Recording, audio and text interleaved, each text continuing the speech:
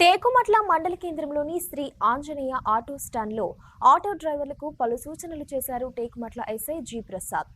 ఈ సందర్భంగా ఆటో డ్రైవర్లతో మాట్లాడుతూ ప్రతి ఆటోకు ఐడెంటిఫై ఉండాలని, ఏమైనా ప్రమాదాలు జరిగినప్పుడు ఐడెంటిఫై చేయడంలో ఇబ్బంది కాకుండా ప్రతి ఆటో వెనుక భాగంలో TKML అని రాసుకోవాలని, 1 నుండి సీరియల్ నెంబర్ వేసుకోవాలని సూచించారు. ఈ కార్యక్రమంలో ASI Amarender Reddy, constable Mahender, Nagaraju, Lavakumar, TSPS పోలీసులు, ఆటో డ్రైవర్లు పాల్గొన్నారు.